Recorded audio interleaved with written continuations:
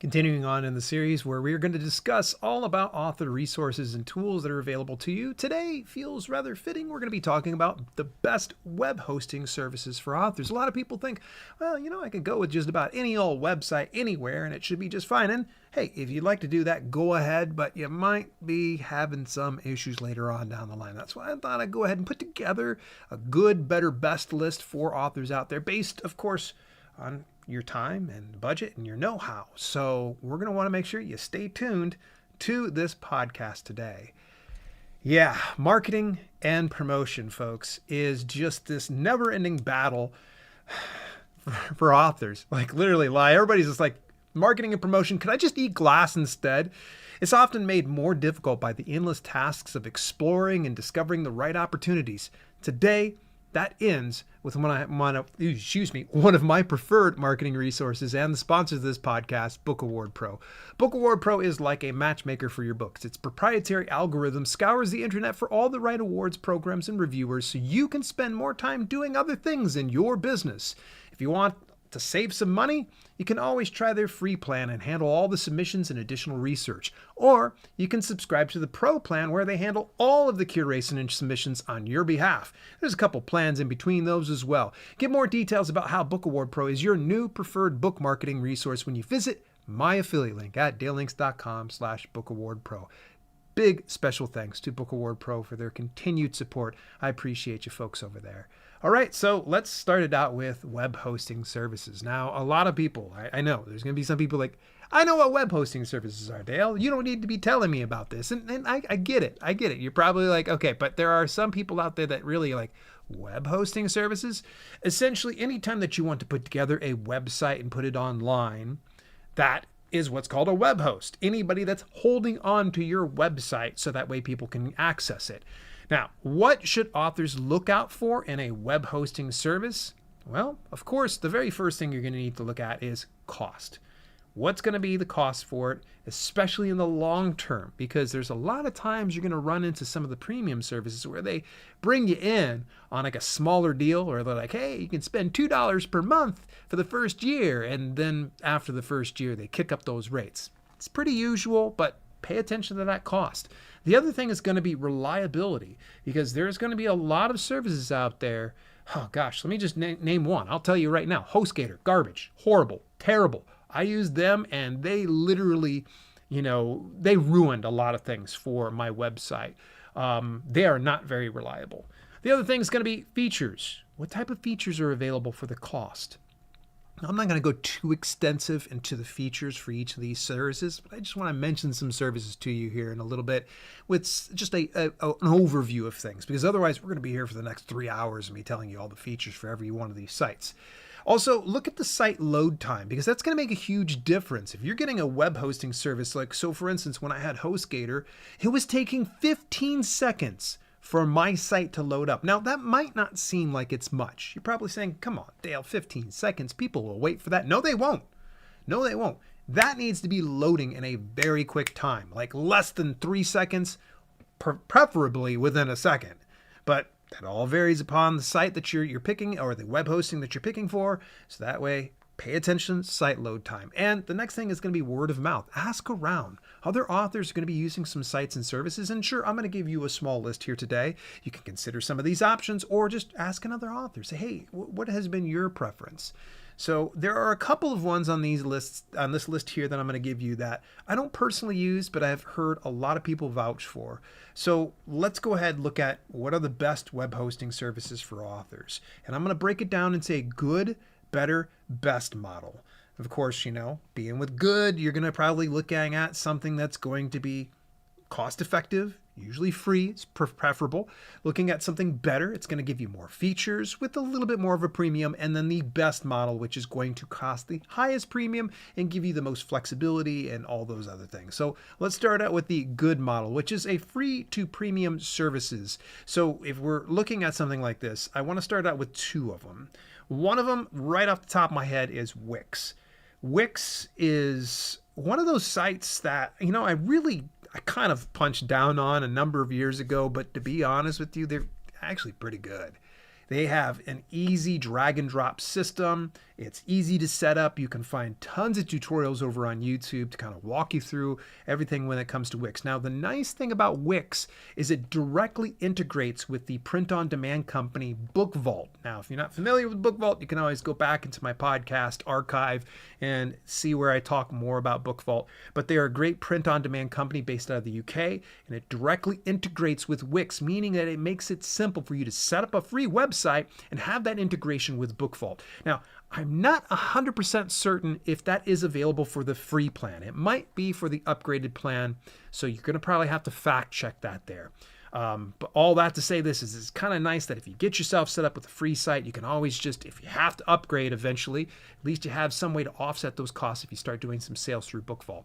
Now, you could fulfill ebook orders through PayHip by embedding the code. Now, PayHip, another free direct sales service, and I believe right off the top of my head, it might have been like they take 5% per sale of each of your books, and that actually integrates with BookVault. Now, you don't need to have the premium version of Wix in order to do that coding. And shoot me if I'm wrong. My apologies. Again, I'm not very well versed in Wix, but if you need to forego the whole premium model, then you can probably look into PayHip. And the cool thing is, unlike BookVault, PayHip does have available in it digital downloads, meaning you can sell your ebook through your website. And it's very simple to do the embedded coding. Dead simple. Now, what about the next service? That would be WordPress. Now, that's where I cut my teeth in. It's easy to set up. There are lots of tutorials. I mean, more than probably Wix, I would say. It's also easy to transition to a paid plan if you're currently using WordPress for free. I really like it for many, many reasons, but there does come some pros and cons of the good model for each of the Wix and WordPress. The pros are, hey, look, no cost, easy accessibility, and lots of online tutorials about how to make it work. But the cons include there's going to be limited flexibility.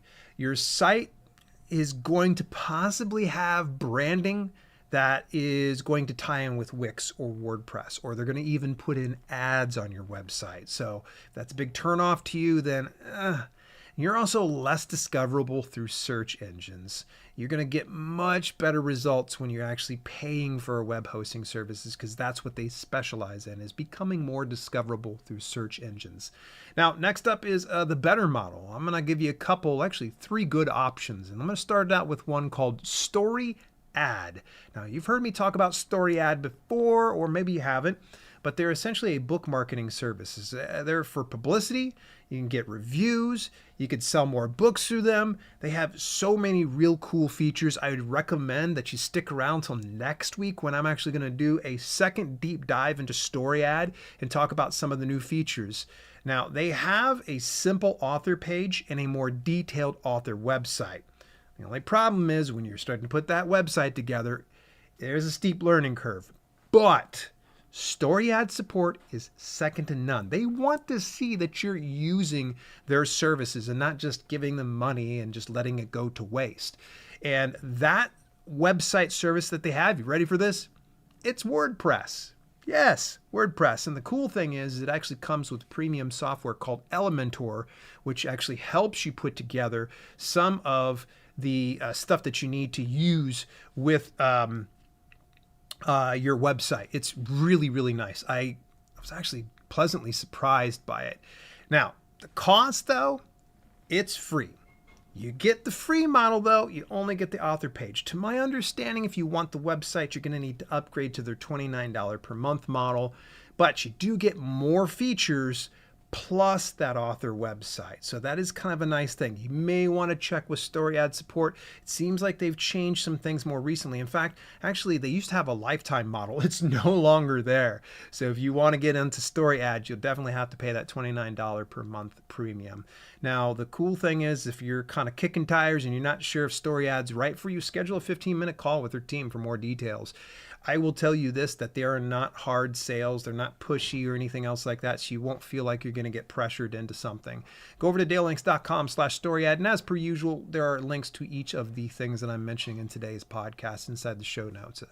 All right, next one's going to be Story Origin. Not to be confused with StoryAd. Story Origin is similar but different. It is a book marketing service, but it is great for building ARC teams. So if you're doing an advanced reader copy team, great place. I do that over there with my books. They're great for organizing beta readers and all the beta reader notes, newsletter swaps, group promos, and even direct sales, among tons of other features. Really, really good stuff. Now, they actually have a web hosting service. Like, you can actually make your own website through them. Now, it's fairly basic, but if you're the type of person who're like, you got your arms crossed and you're going, Dale, I'm not very tech. I'm not good at tech. I'm not tech savvy. Story Origin's perfect for you, because Evan Gao, the developer of Story Origin, made it dead simple for you. Now, the cost, well, you do have free, but you don't get the website builder. So if you want to get all those additional tools I had mentioned before, it's only $10 per month or $100 per year.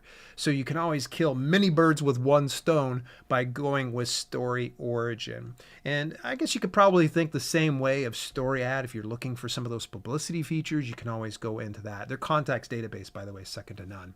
But back to Story Origin. You can create custom links, and they have the website builder, and it is dead simple to use.